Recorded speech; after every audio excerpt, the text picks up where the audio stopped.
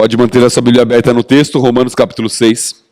Mas antes de lermos o texto e fazermos algumas breves considerações a respeito do mesmo, o que você acha dos seguintes conselhos? Ok? Alguns conselhos que eu vou dizer, que eu, em uma breve pesquisa no Google, achei alguns conselhos. Então preste atenção nos seguintes conselhos. Seja você mesmo. Todos os outros já existem. Seja você mesmo, ainda que isso incomode aqueles que sempre fingem ser quem são. Seja você mesmo. Não importa o que as outras pessoas pensem. Deus fez você da forma que você é por uma razão. Além disso, um original sempre vale mais do que uma cópia. Enquanto você for o que os outros querem que você seja, você não será ninguém. Nunca tente ser outra pessoa. Seja você mesmo. Leve a vida como ela é. Ser você mesmo é ser feliz. Ser livre é ser você mesmo. Você será julgado de qualquer forma. Portanto, seja você mesmo. Seja você mesmo, não o que determinaram para você. Fuja dos padrões convencionais. Neles estão incluídos todos os vícios e erros da humanidade. Seja você mesmo. Isso é mais do que suficiente para ser feliz. Lute por seu ideal. Seja você mesmo. Esqueça os outros. Seja você mesmo. Não mude o seu interior ou a sua personalidade por ninguém e por nada neste mundo, e sim por você. Desapega, se ame, seja você mesmo. O importante é ser você, mesmo que seja estranho. Seja você. Seja o que você quer ser. Você só tem uma vida. Não seja o que dizem que você é. Seja você, por você, para você. Viva do seu jeito. Seja feliz do jeito que você é. Seja você, seja feliz. Aceite-se. Seja aquilo que você deseja ser. O que você acha desse tipo de conselho? Comum, não é? Extremamente comum no mundo em que nós vivemos, adentrando talvez nossos pensamentos muitas vezes, adentrando talvez algumas das nossas atitudes, adentrando talvez nossas igrejas. Seja você mesmo. Seja quem você é. Esse é o texto, esse é o tema. Pode colocar, Renan, da nossa mensagem. Mas pode ficar tranquilo, que não será dessa perspectiva. Quando nós estamos falando disso, nós estamos falando que você deve ser aquilo que você realmente é, vivendo de maneira coerente com a sua identidade em Cristo. É isso que nós queremos ver, esse é o propósito da nossa reflexão. O cristão deve viver de maneira coerente com a sua identidade em Cristo. Ele deve ser aquilo que ele é em Cristo Jesus. Ele deve viver, praticar a realidade que já existe em seu interior por meio do sacrifício e da salvação em Cristo Jesus. Isso nós vamos ver no texto que está aí, Romanos 6, versículos de 1 a 14. E antes de irmos para o texto, eu quero brevemente te dar uma rápida visão da carta aos Romanos. Carta aos Romanos, ela inicia falando Paulo deixa sua tese logo no capítulo 1, mostrando que o evangelho é o poder de Deus para a salvação de todo aquele que crê. Seja judeu, seja gentil. Isso é a tese de Paulo no livro aos Romanos. Ele fala, o evangelho é poderoso para salvar qualquer um. Todo aquele que crê em Cristo Jesus, evidentemente, por meio da ação do Espírito Santo na vida dessa pessoa. Então a tese dele é que o evangelho é poderoso para salvar judeu ou gentil. E o evangelho é a demonstração disso, inclusive no livro de Romanos. A partir do capítulo 1, versículo 18, isso está no versículo 16 e 17, do capítulo 18 ele começa a mostrar que todos pecaram, todos os homens pecaram, e estão debaixo da ira de Deus. Essa é a realidade de toda a humanidade. Capítulo 1, versículos 18 a 32, talvez seja um dos textos mais fortes das Escrituras, onde Paulo vai mostrando a ira de Deus sobre o ser humano, mostrando que todo homem está separado de Deus, condenado por causa do seu pecado e debaixo da ira do Senhor. Todo ser humano sem Cristo está sob a ira de Deus. Uma mensagem não muito pregada em nossos dias, onde preferimos mostrar, falar, enfatizar alguns outros atributos de Deus, como o seu amor e a sua misericórdia, e nem tanto a ira santa de Deus. Mas Paulo começa mostrando a ira de Deus. Deus tem sob a sua ira todo ser humano, por causa do seu pecado, por causa da sua separação do próprio Deus, por causa da sua falta de santidade, por não alcançar o padrão divino. Mas graças a Deus a carta não termina aqui. A partir do capítulo 3, Paulo fala a respeito da salvação pela fé, que nos fornece a justiça de Cristo, ou a justificação. Um termo bem conhecido no livro aos Romanos também. Todo aquele que crê, todo aquele que tem fé no Senhor Jesus Cristo é justificado. Mesmo não sendo justo, ele é considerado como alguém justo diante do Pai por causa do sacrifício do Filho, Jesus Cristo. Ao crer no Salvador Jesus Cristo, ele é considerado justo. Ele é justificado. E a partir do capítulo 6, que nós vamos tratar hoje, Paulo fala sobre a nova vida, a santificação, aqueles que já foram alvos da justificação. Aqueles que são salvos, que creem no Senhor Jesus Cristo, eles mudam de vida. Eles apresentam uma nova vida, um viver coerente com a nova identidade que eles têm. Por serem justificados em Cristo Jesus, agora eles vivem de maneira diferente.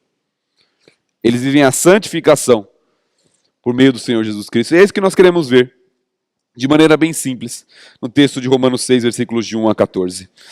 Vamos ler dos versículos 1 a 10 em primeiro lugar.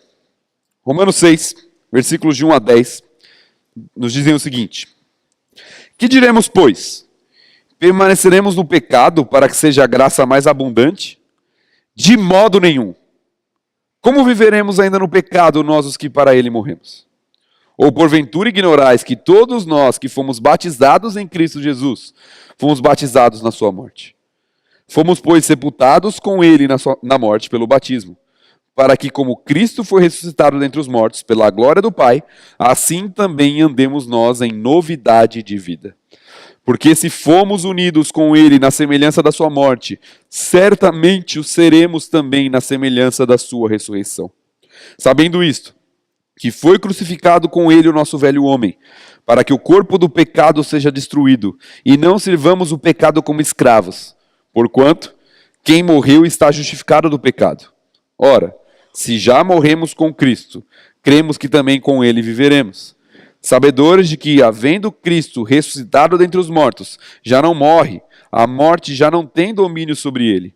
Pois quanto a ter morrido, de uma vez para sempre morreu, para o pecado, mas quanto a viver, vive para Deus. Oremos mais uma vez. Pai, nós estamos diante do Senhor e diante da sua palavra, rogando que o Senhor nos ensine a viver de maneira coerente com aquilo que o Senhor conquistou na cruz em nosso favor, com a salvação que nos foi doada graciosamente, com a nova vida que nos foi dada por meio da ação do Teu Santo Espírito, que nós possamos viver coerentemente com aquilo que o Senhor já conquistou para nós.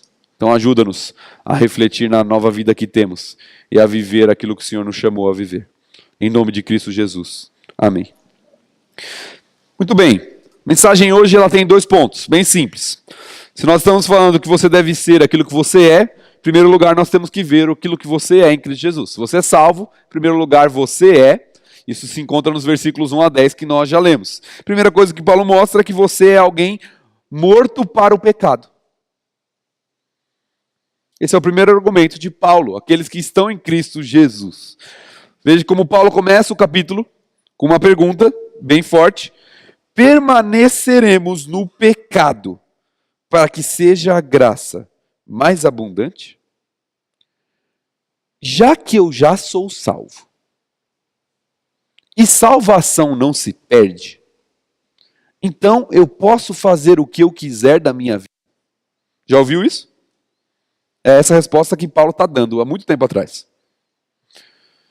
Vamos permanecer no pecado para que venha ainda mais graça? Se eu sou salvo pela graça, não há nenhum mérito meu, e meus pecados são perdoados, então quando eu tenho muito pecado, vem a graça sobre eles, então eu vou ter mais pecado para que venha mais graça. Como Paulo responde essa pergunta? De modo nenhum. E aqui é muito enfático no original. De forma alguma. Já que a graça superabundou sobre o pecado, eu vou viver em pecado. Não é assim que muitos cristãos vivem hoje? Afinal de contas, Deus perdoa. Vou fazer errado aqui porque eu sei que Deus vai me perdoar no final das contas. Paulo fala de modo nenhum. Como viveremos no pecado, nós os que para ele morremos? Esse é o argumento dele. Se você é de Cristo, você morreu para o pecado. É isso que Paulo está falando. Não tem como você permanecer no pecado. Não tem como você viver no pecado. Você morreu para isso. E o que é morte? Morte é separação. Quando nós falamos de morte, é que há uma separação. Se for a morte física, separou o corpo da alma ou do espírito. Se for a morte espiritual, é a separação de Deus. Se for a morte eterna, é a separação de Deus por toda a eternidade. Paulo está falando que há um rompimento. Há uma separação naquele que é salvo. Ele não vive mais para o pecado. Ele está morto para o pecado, enterrado, separado da sua antiga vida. Isso não significa que nós não temos mais pecado. Isso não significa que não somos mais tentados. Isso significa que nós não somos mais escravos do pecado. Olha o que ele diz no versículo 6. Sabendo isto, que foi crucificado com ele o nosso velho homem, para que o corpo do pecado seja destruído, e não sirvamos o pecado como escravos. A escravidão foi destruída. Agora você é verdadeiramente livre, liberto da escravidão. Isso é liberdade em Cristo Jesus. Essa é a liberdade do Evangelho. Muitos têm dito assim, em Cristo nós somos livres para fazer o que a gente quiser. Mentira! E Paulo combate isso em outras suas cartas, falando que nós não devemos usar a liberdade em Cristo para dar ocasião à carne, à libertinagem. Liberdade em Cristo é que nós não somos mais escravos. Não somos mais escravos do pecado. Não precisamos mais viver em escravidão. Essa é a verdadeira liberdade. Liberdade não está em quem acha que pode fazer o que quiser. Muitas vezes cristãos invejam as pessoas do mundo, porque as pessoas do mundo podem fazer aquilo que elas quiserem. Isso é escravidão. São escravas do pecado. Elas não podem fazer o que elas quiserem. Elas estão escravizadas mesmo sem perceber. Mas aquele que é do Senhor, ele é livre. Livre para não viver dominado por sua natureza pecaminosa. Livre para um novo estilo de vida. Ele não é mais alguém morto espiritualmente, mas ele é alguém morto para o pecado, separado, e pode viver de maneira diferente. Diferentemente dos conselhos do mundo, a liberdade e a felicidade não estão em seguir seus desejos pecaminosos. Isso é escravidão. Isso é uma falsa promessa. Faça o que você gosta. Siga seus instintos. Faça aquilo que está no seu coração. Isso é escravidão. Isso é viver dominado pelo antigo homem. Não significa ausência de pecado, como dissemos, mas ausência de seu domínio. Luta constante. Vitória sobre os desejos pecaminosos. Não é uma vida controlada. Nós morremos para isso. Isso significa, meu irmão, que se você é do Senhor, você é morto para o pecado. Não é mais escravo. Não é mais controlado por ele. E daqui a pouco duas irmãs subirão para manifestar isso publicamente, através do símbolo do batismo, que quando descem as águas estão afirmando que morreram para o pecado. que não estão mais sob esse jugo e sob esse domínio. E se você é do Senhor e faz parte dessa igreja, você também já fez isso um dia. Você também já passou por esse momento. E você deve refletir sobre a sua vida hoje. Você está sendo aquilo que você é em Cristo Jesus? Você está vivendo de maneira diferente? Porque daqui a pouco duas irmãs vão assumir um compromisso diante de todos nós aqui. O compromisso de morte para o pecado. O compromisso de uma vida para o Senhor. E é isso que nós fizemos talvez há muito tempo atrás, ou algum tempo atrás, quando descemos as águas, manifestando o símbolo do batismo, de morrer para o pecado. Além disso, Paulo fala que nós somos, além de mortos para o pecado, vivo em Cristo Jesus para Deus. Se por um lado nós somos mortos para o pecado, agora em Cristo, por meio dele, do seu sacrifício, nós somos vivos para Deus. Ou seja, vivemos para Ele. Não servimos mais o pecado como escravos, mas servimos a Deus como nosso Senhor. Paulo descreve isso como uma nova vida. Novidade de vida. Novo tipo de vida completamente diferente. Com licença, minhas irmãs daqui, tá bom? Eu vou virar para mim, tá bom? Amém. Elas agradeceram. E eu também. Vamos lá. É uma vida completamente diferente. Transformação total nos pensamentos, nos desejos, nas ações. É essa nova vida que Paulo está ensinando. Olha o que ele diz nos versículos 3 e 4. Ou porventura ignorais que todos nós que fomos batizados em Cristo Jesus, fomos batizados na sua morte. Fomos, pois, sepultados com ele na morte pelo batismo, para que, como Cristo foi ressuscitado dentre os mortos pela glória do Pai, assim também andemos nós em novidade de vida. É a expressão que ele usa. Vida nova. Uma vida que se dá por meio da união com Cristo, tendo ele como modelo, e é simbolizada pelo batismo. Paulo usa a ilustração do batismo aqui. É o descer às águas que manifesta a morte para o pecado, e é a ressurreição, o subir das águas, que manifesta uma nova vida. Ressurreto. E agora uma vida transformada. Diferente. No modelo do nosso Senhor Jesus Cristo. É o que o batismo simboliza. Nós morremos para o pecado, morremos para o mundo, morremos para nós mesmos. Assim como Cristo morreu para nos salvar da condenação do pecado, nós assumimos o compromisso de morrer para uma vida em pecado. E também simbolizado na ressurreição, assim como Cristo ressuscitou para vivermos para Deus. Nós simbolizamos isso no batismo, não somos mais escravos. Cristo venceu o poder do pecado, agradando completamente o Pai. E agora nós subimos das águas no compromisso de viver para agradar o Pai. É o símbolo manifestado no batismo. Um dia, nós seremos ressuscitados também. Com corpos glorificados, totalmente livres, não só da escravidão, como da presença do pecado. Mas hoje, nós já fomos ressuscitados com Cristo, como uma antecipação da glória futura. E por isso estamos capacitados a viver de maneira diferente. O batismo é a profissão pública disso. Não é um mero ritual. O batismo não salva ninguém. O batismo é um símbolo de algo que já aconteceu ou deve ter acontecido no interior. É o símbolo de que aquela pessoa já morreu. Já morreu para o pecado. É o símbolo de que ela quer viver para Deus, para Cristo. É algo que manifesta isso. Não tem... Aquelas irmãs vão subir lá, vão descer as águas, não vão sair mais santas do que entraram. Não tem nenhum poder místico.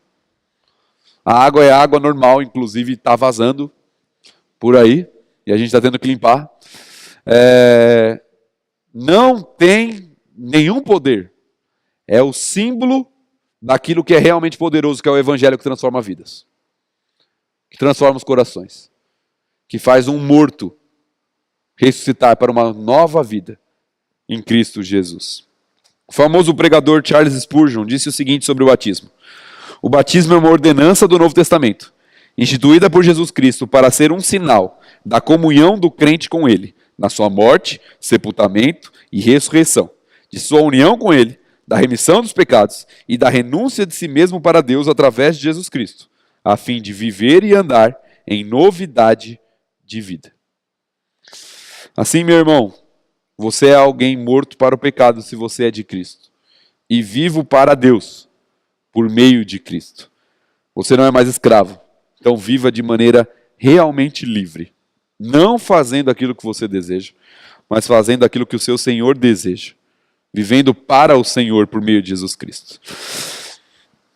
Depois dessas afirmações, o texto vai para a segunda parte, nosso segundo ponto e último. Se você é morto para o pecado e vivo em Cristo para Deus, então seja, isso nós entramos nos versículos 11 a 14, onde nós temos agora os imperativos do texto. Até agora nós temos os indicativos do texto. Só que não é aula de português não, tá bom? Mas até agora Paulo estava declarando algumas realidades. Se você é em Cristo, você é isso, você é aquilo outro. Ele está falando de fatos. Agora ele vai dar ordens, imperativos, exortações. Já que você é isso, então faça assim. Então viva dessa maneira. Então seja assim. Versículos 11 a 14 nos dizem assim. Assim também vós, considerai-vos mortos para o pecado, mas vivos para Deus em Cristo Jesus. Não reine, portanto, o pecado em vosso corpo mortal, de maneira que obedeçais às suas paixões, nem ofereçais cada um os membros do seu corpo ao pecado, como instrumentos de iniquidade, mas oferecei-vos a Deus como ressurreto dentre os mortos, e os vossos membros a Deus como instrumentos de justiça, porque o pecado não terá domínio sobre vós, pois não estáis debaixo da lei, e sim da graça. Em primeiro lugar, então, seja alguém comprometido em matar o pecado na sua vida. Se você é alguém morto para o pecado, seja comprometido em matar o pecado. Aqui começam os imperativos do texto, como eu disse. Paulo mostrou quem nós somos, e agora ele começa a dar exortações. Para que sejamos aquilo que somos, para que vivamos de maneira coerente. E a primeira exortação, o primeiro imperativo da passagem aqui é: considerai-vos mortos para o pecado. Por quê? Nós devemos nos considerar mortos para o pecado.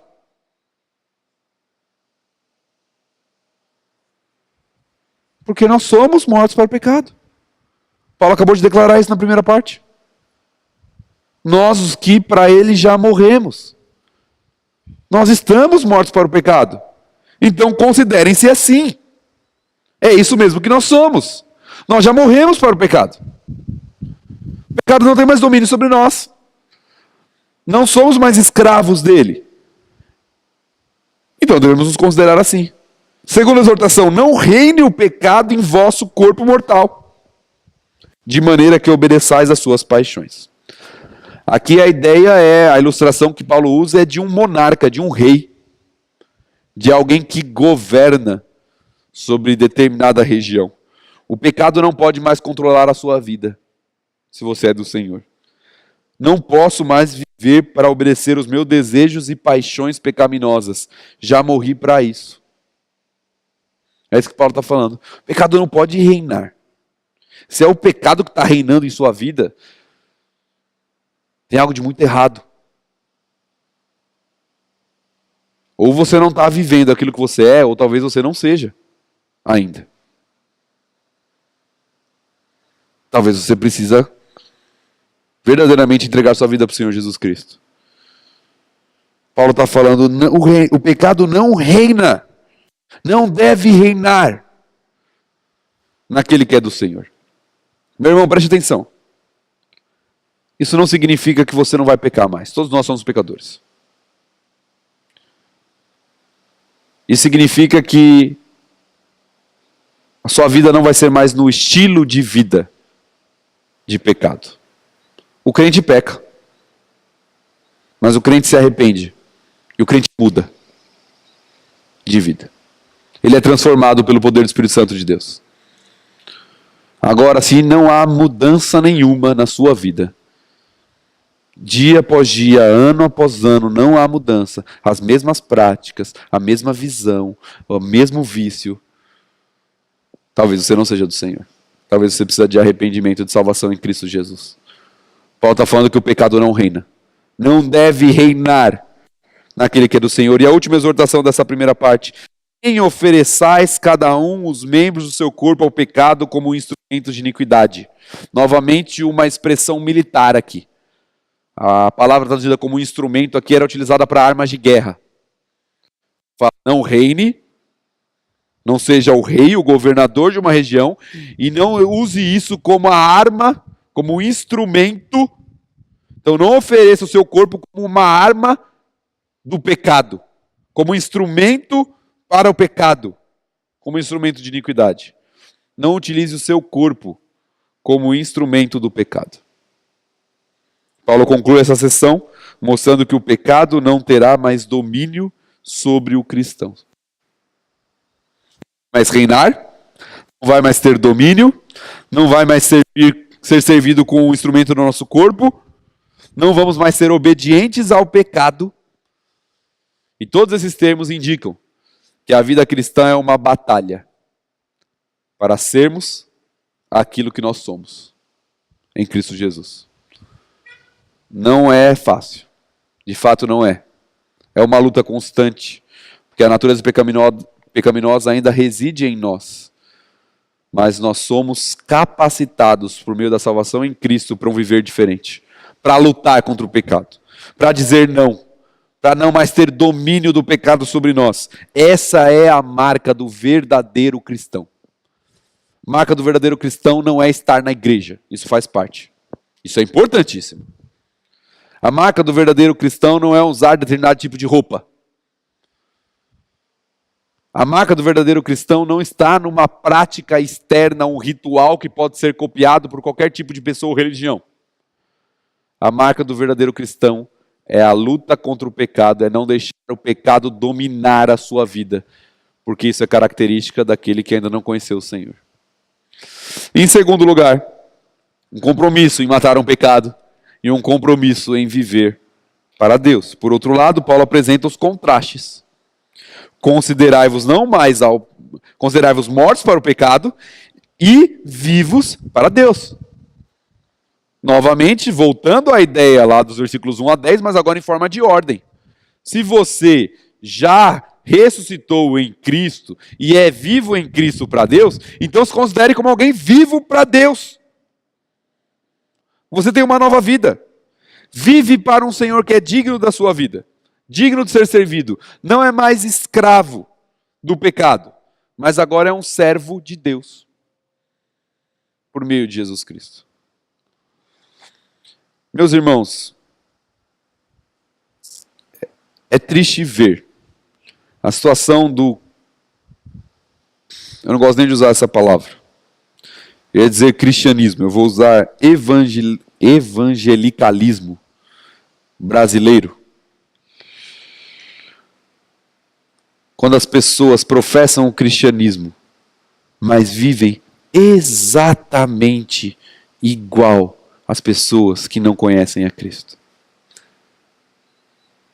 Elas professam uma realidade que talvez nem entendam. Ser cristão é mudança total de vida. Ser cristão não é um adereço à sua vida. Não é algo que você pensa de fim de semana. Não é algo que você continua com seus mesmos sonhos, propósitos e planejamento de vida. E agora você encaixa mais uma coisa que é a igreja, ou o cristianismo. Ser cristão é mudança radical nos valores. É uma nova vida, não tem nada a ver com o anterior. Se sua vida, depois que você conheceu a Jesus Cristo, é muito semelhante com a vida anterior, continuam sendo os mesmos sonhos, os mesmos planos, os mesmos alvos, talvez não seja uma nova vida. Talvez ainda seja a antiga vida que está lá. Paulo está falando que ser cristão é um compromisso em viver para Deus. É a morte para o eu, para viver para Deus. A segunda ordem é: oferecei-vos a Deus como ressurreto dentre os mortos, e os vossos membros a Deus como instrumentos de justiça. Agora a nossa vida é para a glória de Deus. Agora o nosso corpo não é mais instrumento do pecado, mas é para servir o Senhor. Já fomos ressuscitados, devemos viver de maneira que agrada ao Senhor, de maneira justa. Meu irmão, você entende a seriedade desse simbolismo que vai acontecer agora?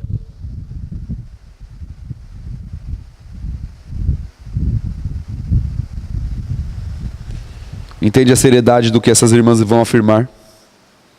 É um compromisso muito sério. Elas estão sim cumprindo a ordenança de Cristo, mas estão indo muito além disso. Estão se comprometendo diante de todos vocês que morreram para o pecado, foram ressuscitadas para Deus por meio da salvação em Cristo. Estão se comprometendo em viver para Deus, em matar o pecado a cada dia. Estão se comprometendo a viver em santidade, para a glória do nosso Deus. É claro que o batismo é um momento de grande alegria, porque mais pessoas estão se unindo publicamente a este corpo. E nos alegramos com esse compromisso dessas irmãs, mas também é um momento de reflexão. Não só para elas, mas para todos nós que já assumimos esse compromisso um dia. Para todos nós que já descemos as águas, e já subimos das águas, assumindo o compromisso de estarmos mortos para o pecado e vivos para Deus. Você está morto para o pecado?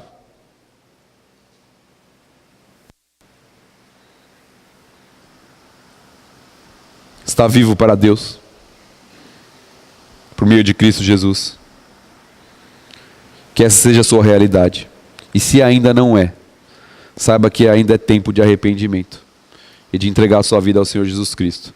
E viver não mais como escravo, viver verdadeiramente livre, para a glória do nosso Deus.